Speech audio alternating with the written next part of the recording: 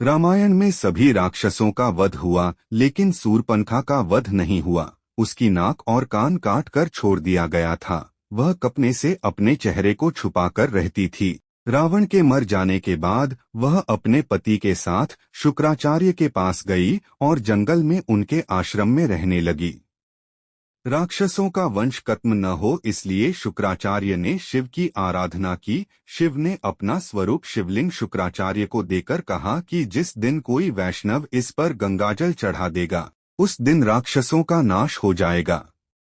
उस आत्मलिंग को शुक्राचार्य ने वैष्णव मतलब हिंदुओं से दूर रेगिस्तान में स्थापित किया, जो आज अरब में मक्का मदीना में है। सूर्पनखा जो उस समय चेहरा ढक कर रहती थी, वो परंपरा को उसके बच्चों ने पूरा निभाया। आज भी मुस्लिम औरतें चेहरा ढकी रहती हैं।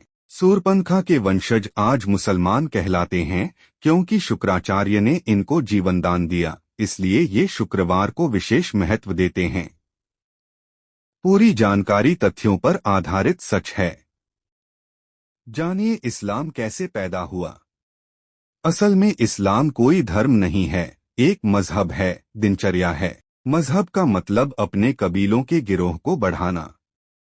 यह बात सब जानते हैं कि मोहम्मदी मूल रूप से अरबवासी है। अरब देशों में सिर्फ रेगिस्तान पाया जाता है, वहाँ जंगल नहीं है, पेड़ नहीं है, इसीलिए वहाँ मरने के बाद जलाने के लिए लकड़ी न होने के कारण जमीन में दफन कर दिया जाता था। रेगिस्तान में हरियाली नहीं होती, ऐसे में रेगिस्तान में हरा चटक रंग देखकर इंसान चला आता, जो कि सूचक का काम करता था।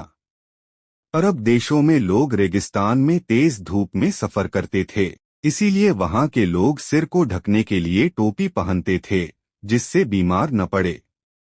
अब रेगिस्तान में न खेत थे, न फल, तो खाने के लिए वहां अनाज नहीं होता था, इसीलिए वहां के लोग जानवरों को काट कर खाते थे और अपनी भूख मिटाने के लिए इसे कुर्बानी का नाम दिया गया। रेगिस्तान में पानी की बहुत कमी रहती थी, इसीलिए लिंग मूत्र मार्ग साफ करने में पानी बर्बाद न हो जाए, इसीलिए लोग खतना, अगला हिस्सा काट देना, कराते थे।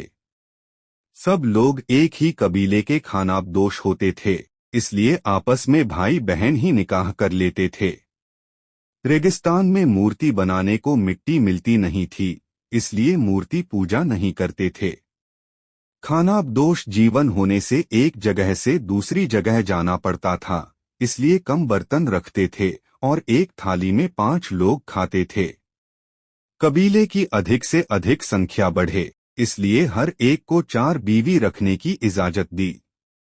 इस्लाम कोई धर्म नहीं, मात्र एक कबीला है और इसके नियम असल में इनकी दिनचर्या है।